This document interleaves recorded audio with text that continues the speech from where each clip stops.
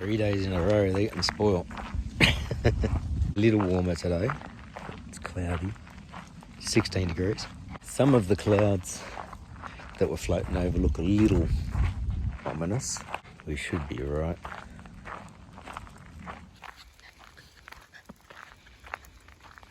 Kind of glad we're getting this extra day and the weather's been nice. It's the first time it's like really been nice on a weekend for a while. But if you remember I said yesterday I wasn't going to be able to do this next week. With Monday today not being a work day, you could kind of say we've got a short week. Next weekend I've got a professional development course that I'm going to called Advanced Intensive Choice Theory Training. Choice theory is something that we use at school. That starts on Friday. It's 4 days full time. Friday, Saturday, Sunday, Monday. In a sense, school is going to be short for me, 3 days. But work is going to be 7 days. Actually, add on the following week, 11 days in a row for work. The course is like an 8:30 to 4:30 course, and it's down Campbelltown way, so a bit over an hour drive, hour and a half maybe. There's another person from work doing it as well. It's the next level in the training, and I remember when I did my basic intensive, which was 4 days a while back, the trainer, Judy Hatswell, encouraged me to go further with the training almost all the way through to being a trainer. Actually, she suggested that I should probably look at that long term. And at that time, I wasn't sure about doing it all straight away. I thought I needed to wait a little while. I think it's been about 14 years. Should have done it sooner. But the opportunities for this course don't come up very often at all. When it got offered to me by the other deputy, I said, yeah, it's not a cheap course, so I'm glad the school is paying for that. An email yesterday or the day before about it, just reminding of the dates and times, asking about dietary requirements. But they also made mention that we're a smallish group. It's probably 10 at the most. Small groups and these sort of things I find are, sometimes they can be better being in such a small group. But at other times, when the group is small, you don't get the same sort of range of input from people. Narrower hive mind, I guess you want to say, using a maker's term that people have been using. The input that you get from 10 people is obviously less than you get from 20. But your chance of putting your input in is higher in a group of 10 than in a group of 20. Get what I mean? And me being a bit of an introvert, I tend to be very quiet in courses and only speak up if I feel like I need to.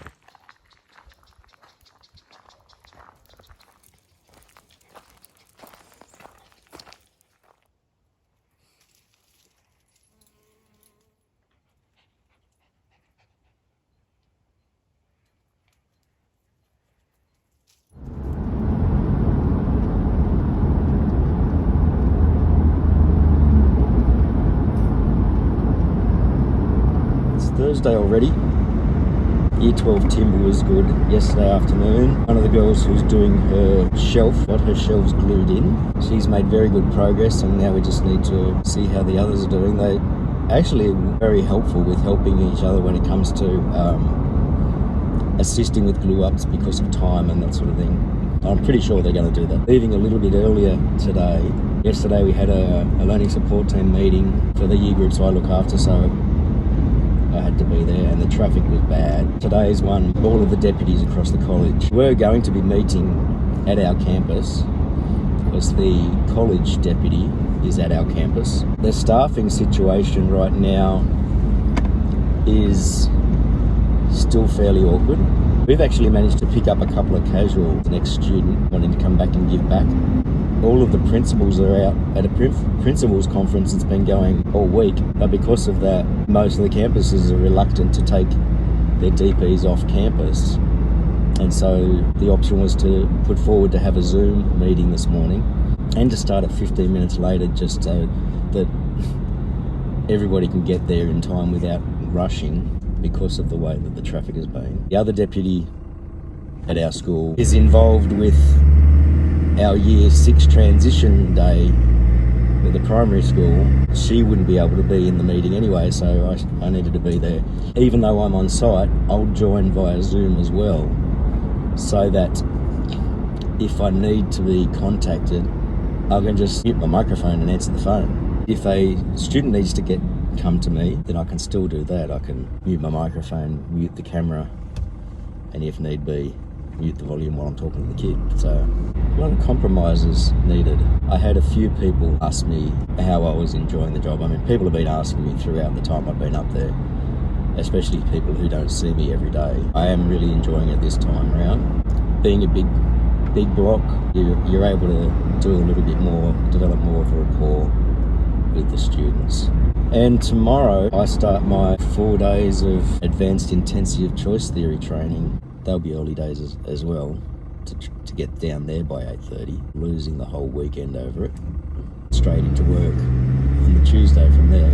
I messaged my year 11 class, say if possible I'd like to have our class today when we would normally have it, period 5, because they missed out on the double last week.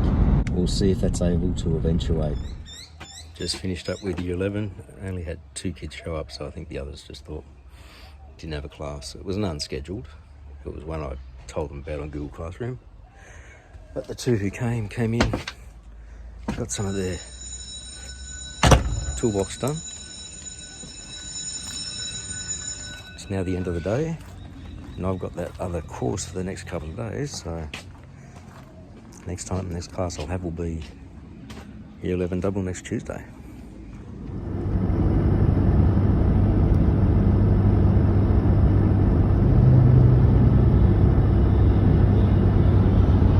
Friday morning and I'm on my way down to Denham Court for the choice theory training 4-day course, so Friday, Saturday, Sunday, Monday.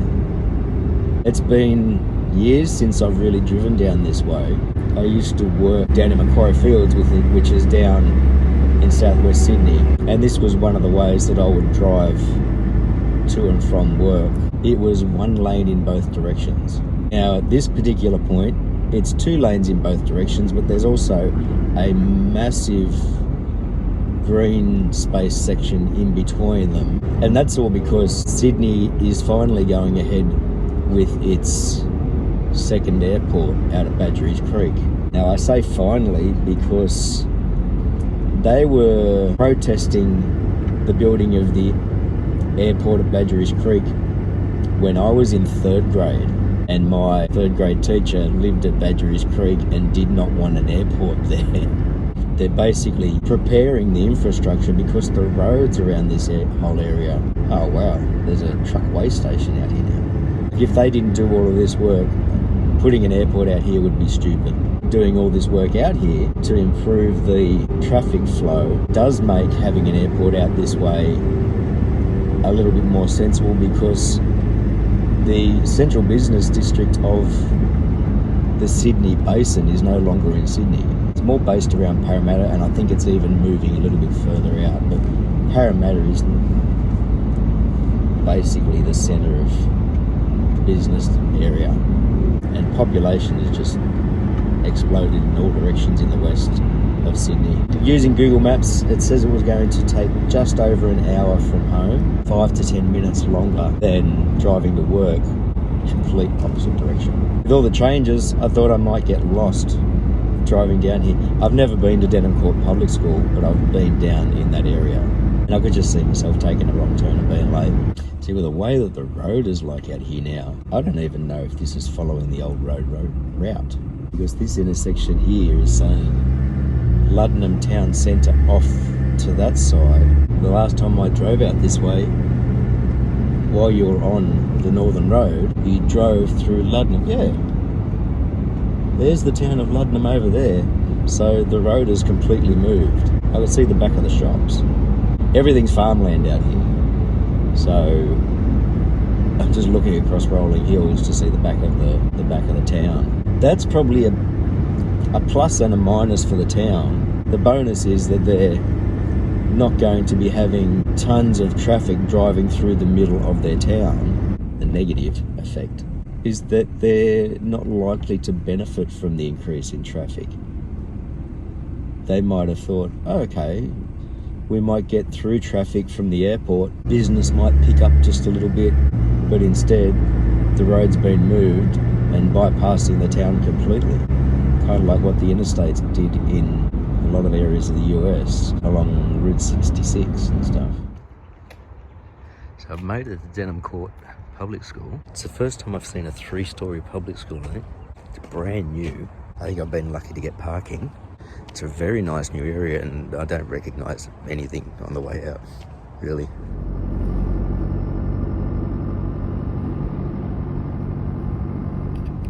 End of day one, a very long day. Tour or two around the school, being that it's a brand new school. It was only opened up October 2021. Bit over 800 students. Whole school site, they said, is legally set up for 1,000 people. 70 staff, mid 800s in students, pretty much at capacity. Not allowed to have parents on site. It's a legal requirement because of a major or two major gas mains that go past the area. If there's ever an issue, they need to be able to evacuate. Parent-teacher evenings and those sort of things, they do them in stages so that they can have less parents, less staff, less students, all that sort of stuff, and maintain that 1,000-person cap.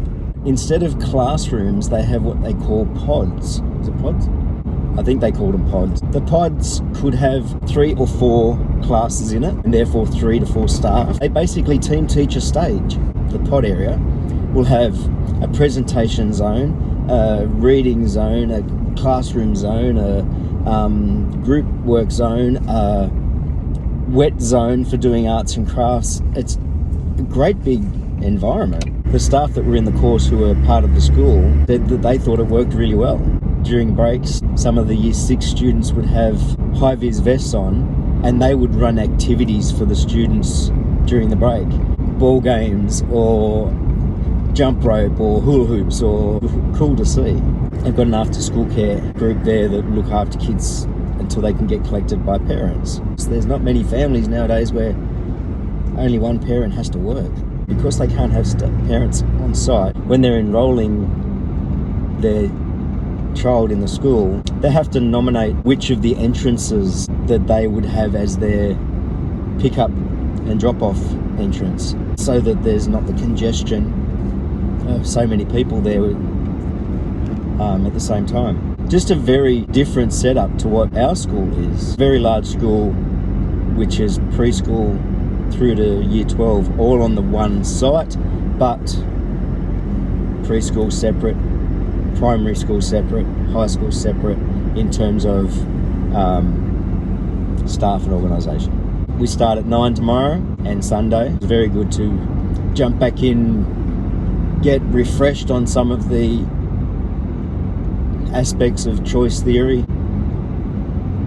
Sorry, I used to drive this road home from school, and back then it was a 2-lane road, and the gas station and takeaway that I used to stop at every afternoon to get either fuel or a chocolate and a can of Coke, they're still there, but now they've got a 4-lane highway in front of them with this giant median strip in the middle.